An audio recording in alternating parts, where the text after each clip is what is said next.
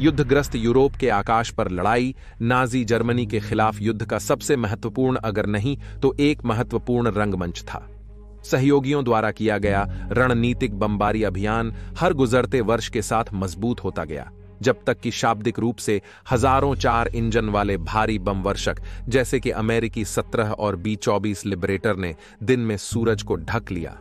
रात में ब्रिटिश और कनाडाई विमानों ने अंधेरे को नीचे उनके बमों के प्रज्वलित होने पर एक नारंगी ज्वाला की चमक में बदल दिया। हालांकि इस कहानी का एक अक्सर अनदेखा हिस्सा सोवियत संघ का छोटा लेकिन दिलचस्प योगदान है, जो कुल बमबारी अभियान की कहानी में है। 4 इंजन वाले भारी बम वर्षकों की विशाल बेड़े के बिना सोवियत कहानी इसके बजाय प्रतीकात्मक प्रतिशोध की है, क्योंकि जर्मनी की सेनाएं ऑपरेशन बारबरोसा के शुरुआती महीनों में अजेय प्रतीत होती थीं। सोवियत विमानों ने अपने लोगों को यह साबित करने के लिए संघर्ष किया कि फांसीवादी अजेय नहीं थे। यह स्टालिन के नाटकीय 1931 के बमबारी अभियान की कहानी है, जो नाजी राजधानी के खिलाफ थी, जब उनकी अपनी राजधानी जर्मन सैनिकों द्वारा अधिक से अधिक खतरे में थी। विश्व के युद्धों में आपका स्वागत है।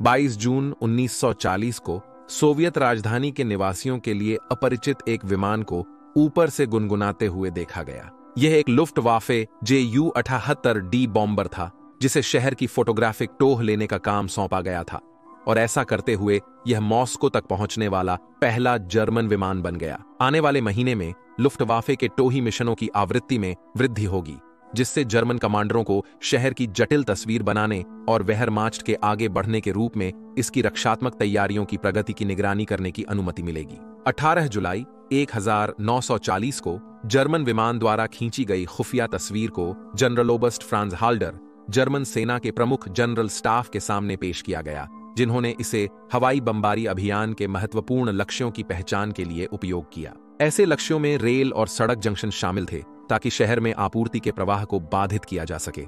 Moscow hydro electric power plants, कई हथियार फैक्ट्रियां और सोवियत शक्ति के प्रतीक के रूप में क्रेमलिन जैसे अनेक प्रतीकात्मक लक्ष्य शामिल थे। हिटलर को यह पेश करने के बाद अगले दिन 19 जुलाई को फ्यूहरर ने निर्देश ओबर कमांडो दिस हीरेस 30 पर हस्ताक्षर किए, जिसने मॉस्को पर हवाई हमलों की एक श्रृंखला को अधिकृत किया, जो स्टालिन की राजधानी शहर पर जमीनी हमले की तैयारी में थी। फ्यूहरर ने निर्देश 30-3 पर हस्ताक्षर किए, जिसने मॉस्को पर हवाई हमलों की एक श्रृंखला को अधिकृत किया, जो स्टालिन की राजधानी शहर पर जमीनी हमले की तैयारी में थी। मॉस्को के विरुद्ध हवाई अभियान को ऑपरेशन क्लारा जेटकिन कहा गया, जर्मन कम्युनिस्ट पार्टी के संस्थापक के नाम पर, और इसे लुफ्टवाफे के कुछ नेताओं ने मिलाया। लुफ्टवाफे के प्रमुख हरमन गोयरिंग ने यह सोवियतों के खिलाफ अभियान के लिए महत्वपूर्ण माना, भले ही यह सिर्फ प्रचार और प्रतिष्ठा के लिए हो। लुफ्टवाफे के नंबर 8 फ्लाइगर कॉर्प्स के प्रमुख जनरल रिचहोवेन मॉस्को पर बमबारी करने के विचार को पसंद करते थे। उनका मानना था कि ऐसे हमले जो आतंक पैदा करेंगे, वह स्टालिन की शासन को ढा देंगे।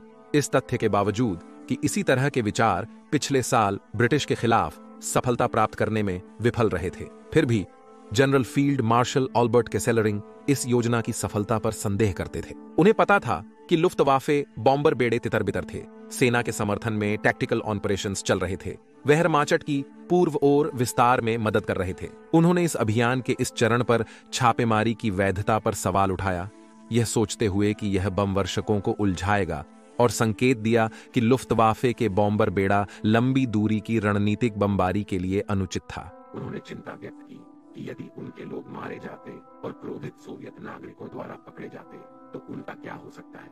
हिटलर को नहीं रोका गया और 21 जुलाई 1940 को 127 लुफ्टवाफे बम वर्षकों की बल को उसी रात के छापे के लिए अपने लक्ष्यों पर ब्रीफ किया गया था। मोर्चे के पास कोई बम वर्षक आधार न होने से जर्मन दोहरे इंजन वाले बम वर्षकों को पोलैंड और पूर्वी प्रशिया जैसे पश्चिमी क्षेत्रों से उड़ान भरनी पड़ती।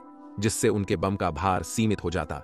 कुछ विमान सिर्फ 1000 पाउंड गोला बारूद ही ले जा पाते थे। मॉस्को समय के हिसाब से लगभग 2100 घंटे पर जर्मन बम वर्षक पोलैंड के ऊपर एकत्रित हुए और फिर मॉस्को की ओर बढ़े। मॉस्को समय के हिसाब से 2110 घंटे पर वायु हमले के सायरन बजे और विरोधी वायु तोपें सशस्त्र और आकाश की ओर निशाना लगाई गईं। शहर पर पहले जर्मन विमान 111 ने फोटो फ्लैश और ऑक्सनी बम गिराए, जिससे आने वाली लहरों के लिए लक्ष्य प्रकाशित हुए। जर्मन हमले का उम्मीद से अधिक कठिन प्रतिरोध मिला, लेकिन विरोधी वायु तोपची अच्छी तरह से समन्वित नहीं थीं।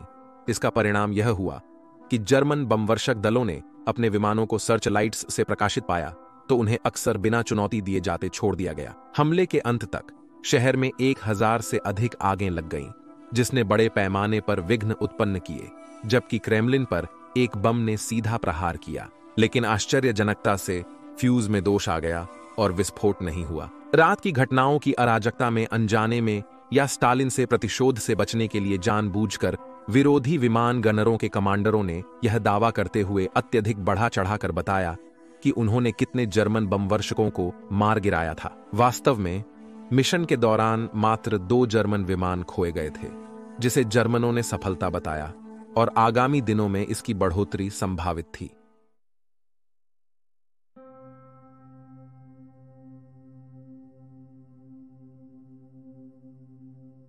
छापे की क्षति को तत्परता से सुधार दिया गया, लेकिन स्टालिन जर्मन हमले से बहुत नाराज थे और उन्होंने हिटलर की बर्लिन के नागरिकों की सजा मांगी। उनका मानना था कि इससे मॉस्को की आबादी में बढ़ते गुस्से और डर को शांत करने में मदद मिलेगी। अब वे सीधे हवाई हमले के अधीन थे। स्टालिन के वायु सेना कमांडर नए कार्य को लेने के लिए उत्साहित नहीं थे, पर स्टालिन की अवज्ञा करने की हिम्मत नहीं थी। स्टालिन के कहने पर वे मजबूर थे काम करने के लिए। बर्लिन सोवियत वायुसेना के हवाई क्षेत्रों से बहुत दूर था, जितना कि मॉस्को पोलैंड में जर्मन बॉम्बर बेड़े के लिए था।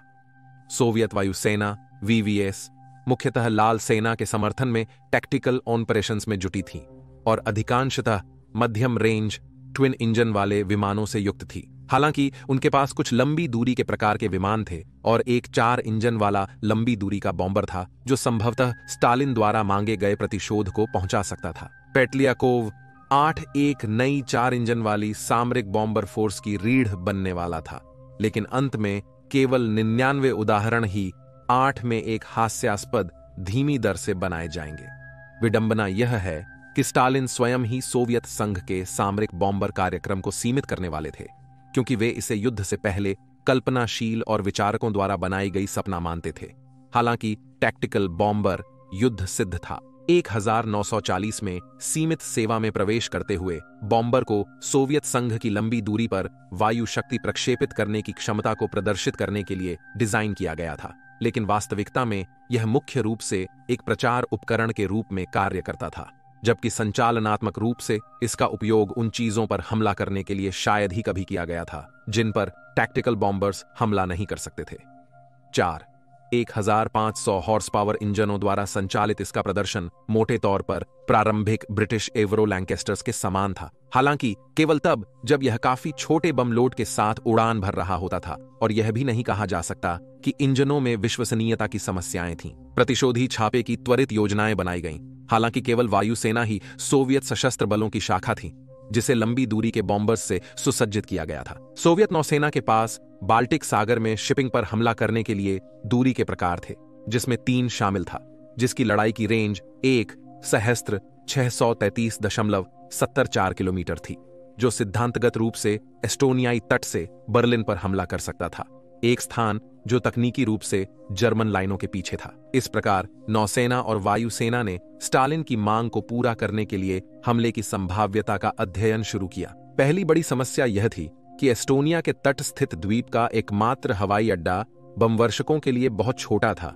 इसे तत्काल विस्तारित करना था। उन्हें समुद्री रास्ते से बम वर्षकों के समर्थन में आवश्यक सामग्री ले जानी होगी, जो खतरनाक थी, क्योंकि जर्मनों ने सोवियत बेड़े को रोकने के लिए क्षेत्र में खदानों की श्रृंखला बिछाई थी। 2 अगस्त 1931 को बाल्टिक फ्लीट एयर फोर्स के 80वें एयर ब्रिगेड के एक्वेन माइन और टॉर्पीडो एविएशन रेजिमेंट के DB-3 FS ने नए रनवे की परीक्षा के लिए लेनिनग्राद से पूरी तरह से लोड होकर उड़ान भरी। सुरक्षित उतरने के बाद बम वर्षक दल ने तत्परता से बर्लिन जाने और वापस आने के रास्ते को सीखने का काम शुरू कर दिया। पूरा ऑपरेशन सबसे कड़ी गोपनीयता के तहत किया गया था, जैसी केवल सोवियत संघ ही संभवतः लागू कर सकता था। फिर अंत में 7 अगस्त 1931 को सोवियत नौसेना के पायलट बर्लिन पर पलटवार करने के लिए तैयार थे।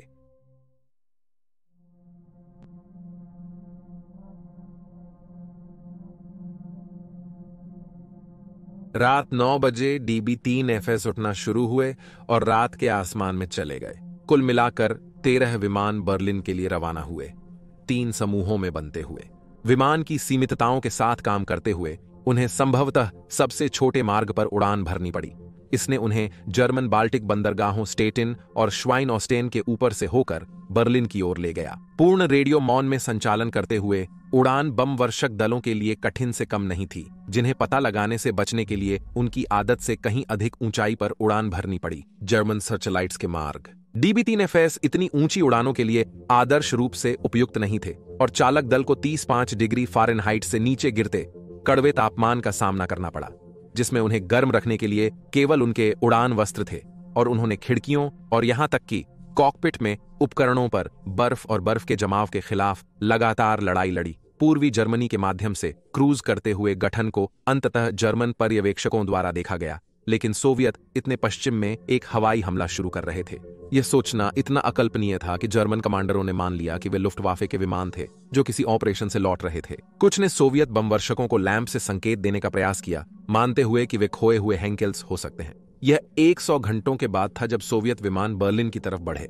बमवर्षक दलों ने बाद में बताया कि नीचे के महानगर को रोशन करती हुई अनेक सड़क लाइटें थीं, जिसने उन्हें अपने लक्ष्य बिंदु शहर के औद्योगिक केंद्र को खोजने में मदद की। स्पष्ट रूप से जर्मन पूरी तरह चौंक गए थे और 130 घंटे में बम वर्षकों ने अपने हल्के भार को गिराना शुरू कर दिया था, उससे पहले कि वे घर लौट गए। बम विस्फोटों ने शहर को तुरंत खतरे की ओर अलर्ट किया। आसमान विस्फोटक विरोधी विमान गोली से भर गया, लेकिन व्यर्थ था क्योंकि सोवियत विमान पूर्व की ओर पहले ही उड़ गए थे। रेडियो मौन को तोड़ते हुए रेडियो ऑपरेटर वासिली क्रेतेंको ने प्रसिद्ध देशभक्ति शब्दों का प्रसारण किया।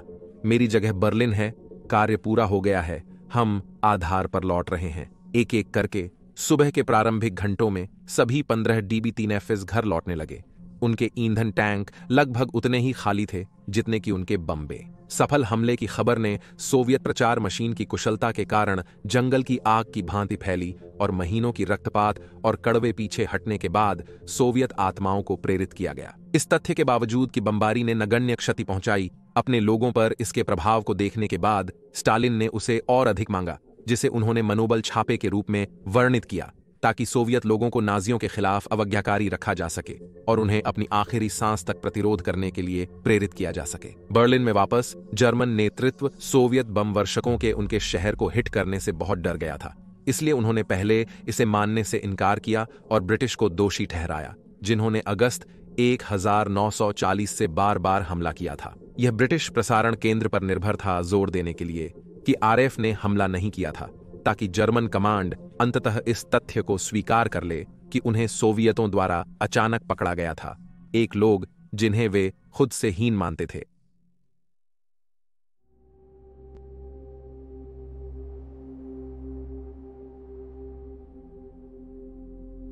अगली रात 3 फिर से अपनी उपलब्धि को दोहराने के लिए बर्लिन की ओर रवाना हुए। इस बार उन्हें VVS के अतिरिक्त विमानों का समर्थन मिला। इसी दौरान 432 भारी बम वर्षकों को नाजी राजधानी के खिलाफ उनके पहले मिशन के लिए 432 द्वारा संचालित किया गया। यह 432 इकाई सोवियत संघ के सबसे अनुभवी पायलटों से बनी थी, जो लंबी दूरी की उड़ान में माहिर थे। उनकी पृष्ठभूमि के बावजूद कई पायलट सोवियत राज्य एयरलाइन एरोफ्लोट से शामिल थे। मेजर जनरल वोडोपिनोव सोवियत संघ के हीरो मिशन का नेतृत्व कर रहे थे। उन्होंने अपने आधार पशिंको से एस्टोनिया और लातविया की तटरेखाओं के आसपास उड़ान भरने, बाल्टिक को पार करके बर्लिन तक पहुंचने की योजना बनाई। उन्होंने माना कि यह मार्ग उन्हें लुफ्तवाफे के नाइट फाइटर्स से बचने का सर्वोत्तम मौका देता है जो अब शिकार कर रहे थे सोवियत बॉम्बर क्रू के लिए। लेकिन इसका मतलब यह भी था कि उन्हें लक्ष्य तक 1099.4 किलोमीटर की दूरी तय करनी होगी, जो केवल ईंधन की बचत के लिए प्रति घंटा केवल 282.4 किलोमीटर की काफी कम गति से संभव होगी। लंबी दूरी के बमबारी मिशनों की आम प्रथा के हिसाब से वोडोपुनोव ने अनुरोध किया कि अगर वे बर्लिन तक नहीं पहुंच सके या उसे नहीं खोज सके तो उनके पास एक दूसरा बमबारी लक्ष्य हो। स्टालिन ने पहले ही इस पर गुस्सा किया था, लेकिन उन्होंने फिर भी उन्हें स्टेटिन पर बमबारी करने की अनुमति दी। हालांकि स्टालिन ने दोहराया कि वोरोब्यानोव और उनके आदमी बर्लिन तक पहुंचने चाहिए और इसे इस तरह से कहा गया था जैसे कि कुछ और सहन नहीं किया जाएगा। 11 अगस्त 1940 को सांझ में 14 P-8 उड़ानें DB-3 नेफ्स के साथ बर्लिन पर हमला करने के लिए VVS के लंबी दूरी के ट्विन इंजन मध्यम बम वर्षकों का हिस्सा बनेंगी। ऑपरेशन की शुरुआत से ही 8 पर मिसफॉर्च्यून का साया लगता था। ईंधन भरे बम वर्षक उड़ान भरते ही एक 8 ने एक पंख पर 2 की क्षति सही, जिससे विमान झुक गया और दुर्घटनाग्रस्त हुआ, जिसमें 11 यात्रियों की मृत्यु हुई। बाल्टिक सागर की ओर जाते समय बम वर्षकों पर फिर एक उड़ान द्वारा हमला किया गया। 16 लड़ाकू विमानों की, जो 4 इंजन वाले बम वर्षकों से अपरिचित थे और उन्हें जर्मनों के लिए गलती से समझ बैठे, हालांकि सौभाग्य से बिना किसी नुकसान के। फिर सोवियत विरोधी विमान तोपचियों ने उन पर गोलीबारी शुरू कर दी, जिससे एक 8 को मार गिराया गया और वह तालोना के सागर में दुर्घटनाग्रस्त हो गया। सोवियत बमवर्षकों ने अब तक दुश्मन क्षेत्र में प्रवेश नहीं किया था और उन्होंने पहले ही अपने 4 इंजन वाले 2 भारी विमान खो दिए थे। अगला एक और P-8 पोलैंड के ऊपर इंजन में आग लग गई, जिसे चालक दल ने सफलतापूर्वक बुझा दिया, लेकिन केवल 3 इंजनों के साथ यह दूसरों से पीछे रह गया और इसलिए इसके पायलट ने स्टेटिन के द्वितीयक लक्ष्य पर बमबारी करने का निर्णय लिया। वहां जाते समय विमान ने एक और इंजन खो दिया। केवल 2 के होने के बावजूद अब काफी हल्का हो चुका P-8 सुरक्षित रूप से लेनिनग्राद के ठीक बाहर उतरने में सफल रहा। शेष 8 आगे बढ़ते रहे। दुर्भाग्य अभी भी उनके साथ लगता था, क्योंकि अपने लक्ष्यों से सिर्फ 12 मिनट दूर वोडोपिनोव ने भी एक इंजन का नुकसान उठाया जैसे ही जर्मन विरोधी विमान तोपखाने की आग आसमान में चमकने लगी। नियंत्रण की चुनौती के बावजूद उन्होंने अपने चालक दल के साथ लक्ष्य स्थान पर पहुंचने तक आगे बढ़ा और उन्होंने नीचे के शहर पर अपने 8,818 पाउंड के बम गिरा दिए। वजन के बोझ से मुक्त होकर विमान ने इसकी प्रतिक्रियाशीलता बढ़ाई और शहर की रक्षा से बचने के लिए मुड़ गया। वे बिना क्षति के नहीं बचे। विस्फोटक विरोधी विमान गोले के श्रैपनेल ने बम वर्षक को और ईंधन टैंक को छेद कर दिया।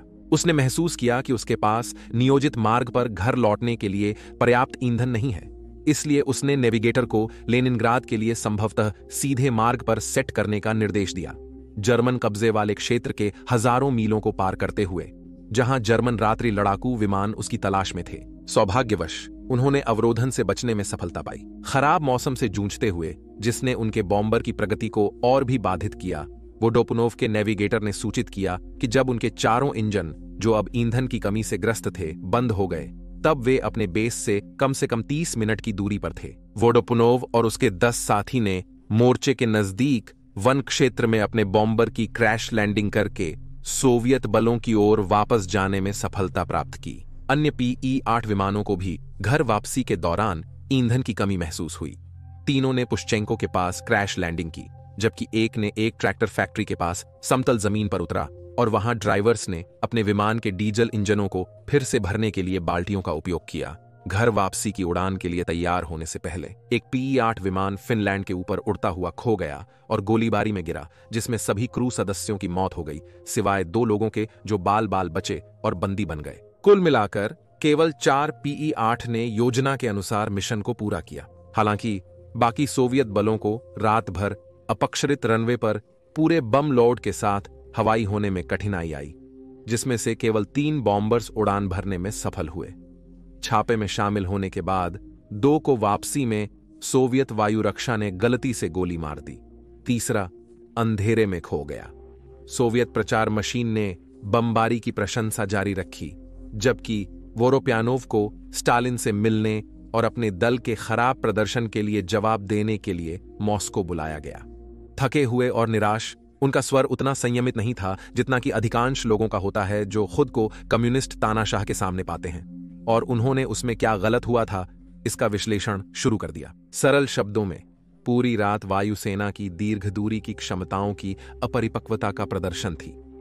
वोरोप्यानोव ने उनके लिए मिशन की गोपनीयता ने सोवियत वायु रक्षा को उतना ही खतरा बना दिया था जैसे जर्मन, इसलिए क्योंकि किसी को नहीं पता था कि वे उस रात उड़ान भरने वाले थे। उन्होंने कहा कि अगर पशिंको में बम वर्षकों के पीछे रेडियो बीकन स्थापित किए गए होते तो अधिक विमान वापस आते, लेकिन चालक दल अंधेरे में दिशा निर्धारित करने की कोशिश में ईंधन बर्बाद कर रहे थे।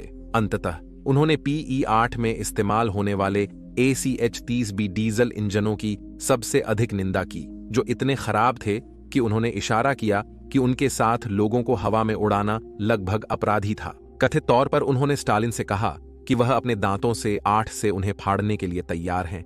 एक साहसिक बयान, चूंकि स्टालिन बम वर्षक के विकास के दौरान इंजन के समर्थकों में से एक थे। स्टालिन आलोचना करने वालों के सामने डटने की प्रतिष्ठा के बावजूद वोडोपुनोव की बात सुनने के लिए तैयार थे। भारी बम वर्षक रेजिमेंट के नुकसान के बाद उन्होंने एक नया इंजन खोजने के लिए काम शुरू किया। सोवियत इंजीनियरों ने AM-30 AV-12 चुना, जो MiG-1 और MiG-3 लड़ाकू विमानों में प्रयोग हो रहा था। कुछ 8 ने पहले ही इंजन परीक्षण किए थे, अब यह मानक होने जा रहा था। 1350 हॉर्स पावर AM-35 ने कम प्रदर्शन दिया, जिसमें रेंज शामिल था, लेकिन इसने अधिक विश्वसनीयता दी। 1931 के अंत तक सभी PE-8s को इसके साथ उड़ने के लिए बदल दिया गया था। 1942 में विमान को नए रेडियल इंजनों के साथ फिर से इंजीनियर किया गया।